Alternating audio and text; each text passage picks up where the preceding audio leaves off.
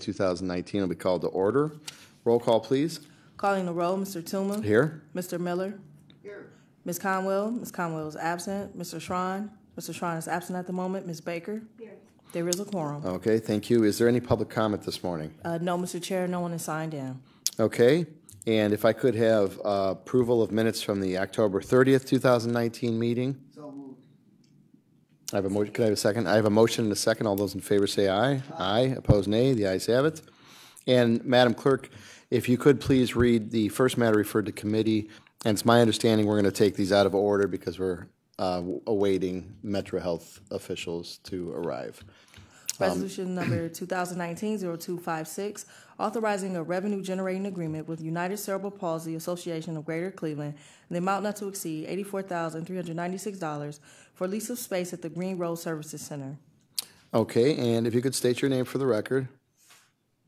Good morning, Chuck Correa from the Cuyahoga County Board of Developmental Disabilities. The lease in question with United Cerebral Palsy is a 3-year lease. It's for 3,246 square feet of our Green Road Services Center. The lease calls for $8 per square foot for the first 2 years of the term and $12 per square foot the third year. The total amount of revenue generated will be $84,396. The space will be used for adult programming for adult individuals with multi-handicaps. They have the developmental disabilities, but they also probably most likely have some kind of physical disability which requires more therapy and services such as that. Just some things about this lease and some other things about the space. Number one, we have leased this space to United Cerebral Palsy since 2015. Those leases were only for $1 a year, so this is a significant increase, and it's really basically based on what we determined to be the value of other leases we have just currently done. Actually, County Council approved it the other last week for our leases of our adult training centers so private providers could come in and offer services. This is only 10% of the building, approximately 10% of the building. The remainder of the building is used by our folks, in other words, various departments of the Board of Developmental Disability, and we lease approximately 14,000 square feet to the Council of Economic Opportunities of Greater Cleveland for their Head Start program, which I'll give you advance warning, you probably will see that lease in a couple of weeks. So really, to maintain that 3,200 square feet is really no burden, or not that much of an extra cost from the standpoint of utilities, et cetera, et cetera. Again, I said that was the same. We're basing that lease square footage on other leases we've developed. You know, last time I was here, we talked about fair market value, and that is really an arbitrary concept. It's a willing seller, willing buyer, in this case, a willing lessor or a willing lessee. I think when you have to look at the profit margin of Medicaid providers, which United Cerebral Palsy in this case would be, there's a very small margin between what the state Medicaid pays for adult services and if they make a profit. So then you have the Board of DD on the other side saying, we want to make sure that individuals that receive various services from providers that are eligible for our services receive them in nice, good, clean, quality facilities. I'll just give you a quite brief education. Oftentimes these adult programs provided by private providers are in storefronts, old retail space, old warehouse space. The facilities of the Board of DD have been maintained for 30-some years and they're in excellent shape. So that, I guess that was your, when you look at a willing buyer, willing seller, those are the two things that you have to play off. I do not believe that United Cerebral Palsy or any other provider would be able to afford this space, this quality space, if the rates were much higher. Then you get in a situation where they look for storefronts or other available site. Again, our concern is quality services in a quality location. I request your approval of this issue. Okay, thank you. Just to highlight some of the points you made, I believe, so it's $8 per square foot in years 1 and 2, and then it goes up to 12 in year 3, correct? Up to $10. Did Up I to say 10. 12? I'm Yeah, sorry, okay. went up to $10. All right. So up to $10 in year 3. And it's 84,396 will be the total revenue generated in this 3-year lease. That's correct. You've leased to United Cerebral Palsy Association since 2015, this space? Right. And again, so is this a part of the county's reassessment program as far as why it's no longer $1? Is that? Wait, pardon, I didn't understand the question. You said that you previously leased these premises for wasn't it $1? Yeah, the same Nominal. space. They were using that same space since 2015. Right. But the rent was $1 per year. Correct. So what I'm saying, so is this part of the reassessment of these values on these properties and see? Okay. Yes. All right. That's I what think I when was we getting look in the future, if we look and have other providers, and I stress the word providers of DD services, we would be looking at the similar rates. Okay. Okay. Questions from my colleagues? Mr. Miller.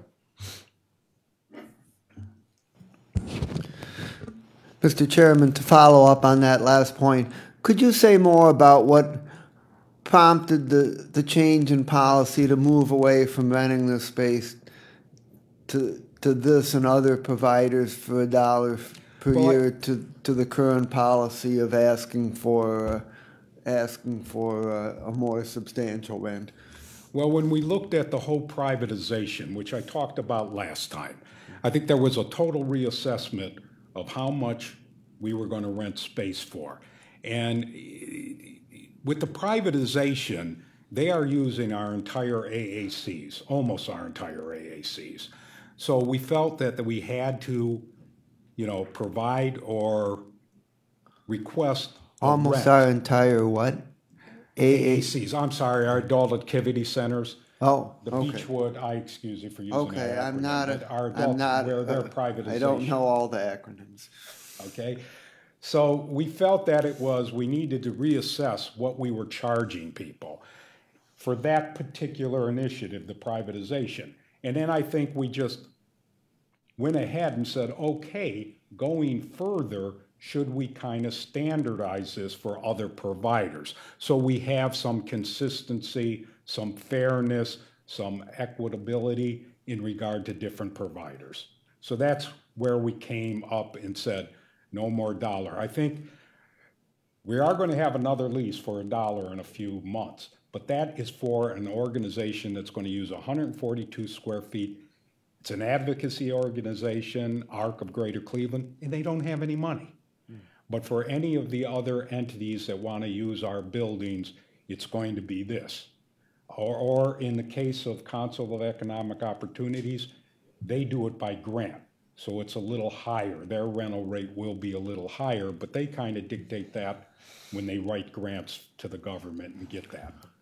And is the privatization process resulting in the board renting space to a larger number of organizations at its facilities, or does the privatization not have an effect on that? Well, it will have a small effect. I think the idea is we are always open to look at our space to be leased.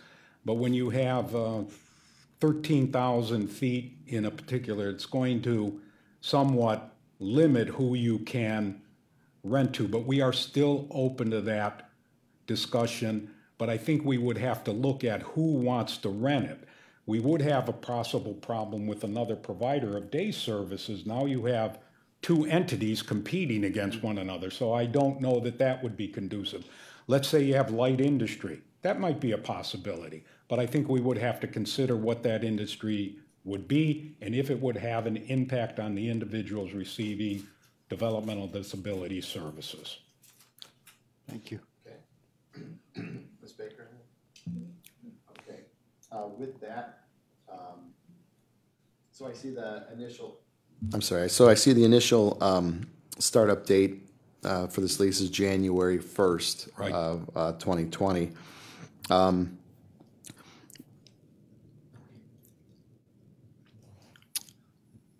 I'm just wondering, are we going to have enough time for Yeah. 3 full readings? We can do 3 readings and pass it on December 10th. Okay. Then with that, I'll make this motion for second reading. Second. All right, we have a motion and a second for second reading. This will go before the full council. We'll do full 3 readings. We'll be able to get that in for you before the end of the year. Okay, thank you Okay. very much for your All right. time. Oh, I'm sorry. All those in favor say aye. Aye. Aye. Opposed, nay. The ayes have it. All right, you. thank you.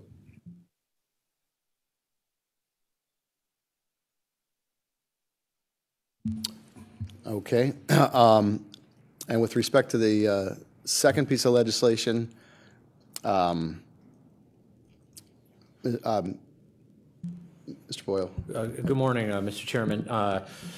Council members, I did have an opportunity, there is another matter for Metro for a purchasing association. I did reach out, and I know that the clerk staff did as well to Metro Health.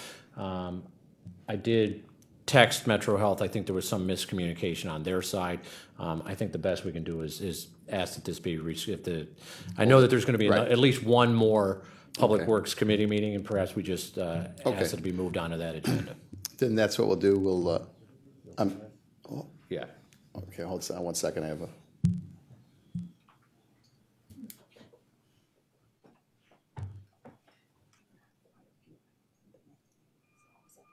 Oh, yeah, you know what, at that point, what's the difference? We'll just hold it, and if we got, okay. Okay, with that, then I'll just, at this point, make a decision, we'll just hold this item. I'd like to hear from someone from Metro, and I think that's the proper way to go about this. Absolutely, I agree. Okay, appreciate that, thanks, Thank you. Mr. Boyle. Okay, with that, is there any other miscellaneous business for the committee? Seeing none, I have a motion to adjourn. So would the presumed meeting date be 2 weeks from today? Yes, with the next 2-week meeting date. And we say I have a motion and a second to adjourn. All those in favor say aye. Aye. Opposed, nay. The ayes have it. This Metro thing is a routine piece that we pass every year, so there's